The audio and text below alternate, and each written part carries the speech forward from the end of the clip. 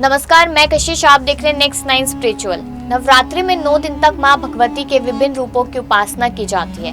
इस दौरान मां को प्रसन्न करने के लिए भक्तगण कई प्रकार के जतन करते हैं। इस बार नवरात्रि 7 अक्टूबर से होकर 14 अक्टूबर को समाप्त हो रही है। माता को खुश करने के लिए भक्तगण कई प्रकार के भोज व्यंजन बनाते हैं और बाद में उसी का प्रसाद के रूप में वितरण किया जाता है।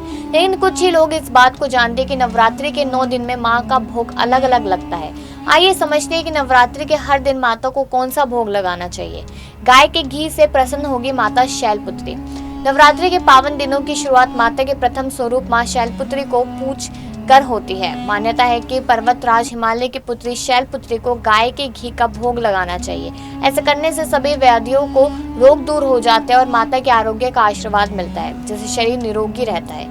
माँ ब्रह्मचारिणी का भोग। नवरात्रि के दूसरे दिन की शुरुआत हो चुकी है और माँ ब्रह्मचारिणी को पूजा करके उनको प्रसन्न करना चाहिए। नवरात्रि के दूसरे दिन माता को शक्कर का भोग लगाना शुभ माना जाता है। माँ ब्रह्मचारिणी संसार की समस्त चर और अचर जगत की विधाओं की ज्ञाता है। शक्कर के भोग को लगाने से माता परिवार में सुख शांति बनी रहती है और चिरायु का वरदान प्राप्त होता है। वही माँ चंद्रघंटा को लगाए इस चीज का भोग। नवरात्रि के तीसरे दिन माँ भगवती के तृतीय स्वरूप चंद्रघंटा की पूजा होती है। माँ चंद्रघंटा के मस्तक पर घंटे के आकार का अर्ध चांद लगाए। इस दिन माता को दूध या दूध से बनी चीजों का भोग लगाना चाहिए। साथ ही भोग लगाने के बाद आपको दान में भी देना चाहिए। ऐसा करने से मानसिक शांति के साथ साथ परम सुख की प्राप्ति होती है। कुष्मांडा देवी का भोग। नवरात्रि के चौथे दिन माँ दुर्गा के चतुर्थ स्वरूप माँ कुष्मांडा देवी की विविध पूजा की जाती है। इस दिन माँ को मालपुआ का भोग लगाया जाता है। साथ ही इस दिन को मंदिर या गरीब व जरूरतमंद लोगों को दान करना चाहिए। ऐसा करने से माँ बुद्धि बल का आशीर्वाद देती है और निर्णय लेने की क्षमता भी बढ़ जाती है। स्कंद माता का भोग। नवरात्रि के 5वें दिन माँ भगवती के पंचम स्वरूप स्कंद माता का पूजा की जाती है।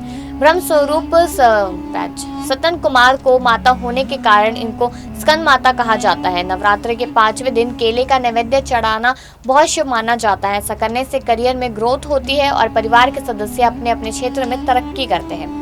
माँ कात्यायनी को शहद के साथ पूजे। नवरात्रि के 6वां दिन माँ भगवती के षष्ठम स्वरूप माँ कात्यायनी को पूजने का दिन होता है। महर्षि कात्यायन के यहाँ पुत्री रूप में जन्म लेने के कारण इनका नाम कात्यायनी पड़ा था। 6वें दिन माँ दुर्गा के स्वरूप का भोग शहद से लगाना उत्तम फलदायी माना जाता है। ऐसा करने से सौंदर्य की प्राप्ति होती है और माँ भगवती भी प्रसन्न होती है। माँ कालरात्रि को लगाए गुड़ का भोग। नवरात्रि के 7वें दिन माँ दुर्गा के सप्तम स्वरूप माँ कालरात्रि की पूजा का विधान है। माँ कालरात्रि वर्ण और वेश के अर्धनारीश्वर शिव की तांडव मुद्रा में नजर आती है। इस दिन माता को गुड़ का नैवेद्य चढ़ाए और प्रसाद स्वरूप हर किसी को बांटे। ऐसा करने से शत्रु से मुक्ति मिलती है और संकटों में माँ रक्षा भी करती है। माँ महागौरी का भोग। नवरात्रि के 8वें दिन माँ दुर्गा के अष्टम स्वरूप महागौरी की पूजा अर्चना की जाती है। इन्होंने अपनी तपस्या की गौर वर्ण प्राप्त किया था। नवरात्रि के 8वें दिन महागौरी को नारियल का भोग लगाना चाहिए। साथ ही नारियल का दान करना भी बहुत फलदायी माना जाता है। ऐसा करने से माँ मनुष्य की सभी इच्छाओं की पूर्ति करती है। आखिर में बात करें माँ सिद्धि यात्री का भोग। नवरात्रि के अंतिम दिन यानी कि 9वें दिन माँ दुर्गा के 9वें स्वरूप माँ सिद्धि यात्री की विविध पूजा करनी चाहिए। इस दिन माता को चना हलवा का भोग लगाना चाहिए। साथ ही कन्या पूजन करना चाहिए। ऐसा करने से घर अष्टमी में घर परिवार में सुख संपत्ति बनी रहती है और माता के आशीर्वाद से समृद्धि भी आती है। इस दिन के बाद माँ की दिनों की पूजा और सेवा संपन्न मानी जाती है। ये जानकारी आपको कैसी लगी है कमेंट कर जरूर बताइएगा। वीडियो को लाइक और शेयर करना ना भूलें।